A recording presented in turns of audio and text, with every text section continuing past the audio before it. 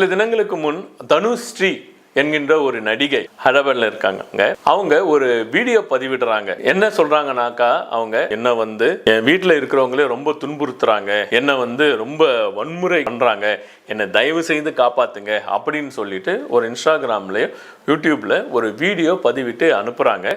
Police என்னை காப்பாத்துங்க அப்படின்ற மாதிரி இந்த வீடியோ பதிவிடுறாங்க இருக்கு. நம்ம ஏற்கனவே சில நடிகைகள் பற்றி நம்ம பேசியிருக்கோம். அதாவது அவங்க சைக்கலாஜிக்கலாக எப்படி அஃபெக்ட் ஆவாங்க அப்படின்ற பற்றி பேசியிருக்கோம். அதை நம்ம திரும்ப இந்த இடத்துல ஒரு சின்ன வாக்கியத்தில் சொல்கிறேன்.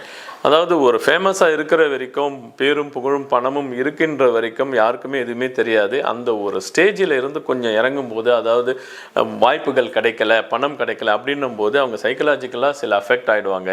அவங்க இருக்கிறது ஓன் ஃப்ளாட். அந்த ஃப்ளாட்டில் எனக்கு சில அமானுஷ்யமான சத்தங்கள் கேட்குது, அடிக்கடி காலிங் பெல் அடிக்குது, நான் பார்த்தா யாரும் இல்லை, என்னை ரொம்ப பயமுடுத்துகிறாங்க அப்படின்ற மாதிரிலாம் சொல்கிறாங்க. இது அவங்க இருக்கிறது ஒரு தனி வீடு அல்ல, ஒரு ஃப்ளாட்டில் இருக்கிறாங்க.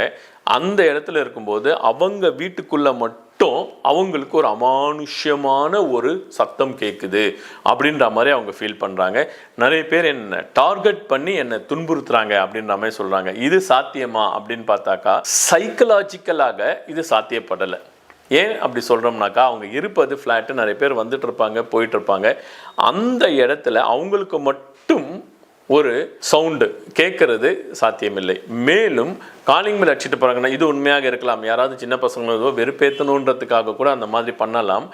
ஆனால் ஒரு வருடமாக எல்லாரும் காலிங் பெல் அடிச்சுட்டு போக மாட்டாங்க. ஸோ இதில் என்ன நம்ம பார்க்க வேண்டியிருக்குனாக்கா, அவங்களுக்கு ஒரு இன்செக்யூரிட்டி இருக்கிறதா நம்ம ஃபீல் பண்ணுறோம்.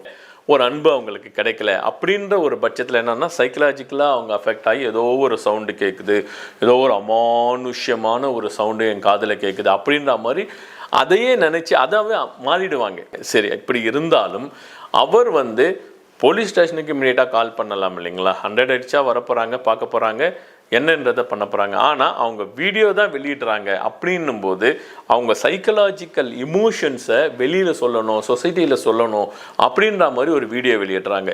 அந்த வீடியோ பார்க்குற மக்கள் பார்த்தாங்கனாக்கா அவங்களுக்கு ஒரு சாட்டிஸ்ஃபேக்ஷன், ஓகே பரவாயில்ல, இத்தனை பேருக்கு நம்ம சொல்லிட்டோம், யாராவது நம்ம ஹெல்ப் பண்ணுவாங்க அப்படின்ற மாதிரி ஒரு சோஷியல் செக்யூரிட்டியை அவங்க கிரியேட் பண்ணுறாங்க. ஸோ இந்த மாதிரி இருக்கின்றவர்கள் ஒரு கவுன்சிலிங் போயிட்டு ஒரு லைட்டாக, it's not psychiatric treatment, it's a psychological treatment பண்ணும்போது அவங்களுக்கு ஒரு ரிலீஃப் கிடைக்கும். இந்த சின்ன காணொலியை எப்படி ஒரு தனி மனிதனுடைய வாழ்வு தனியாக இருக்கும்போது எப்படி மனநிலை பாதிக்கப்படுது அப்படின்னு சொல்கிறதுக்காக தான் நான் இந்த காணொலி போட்டோம்.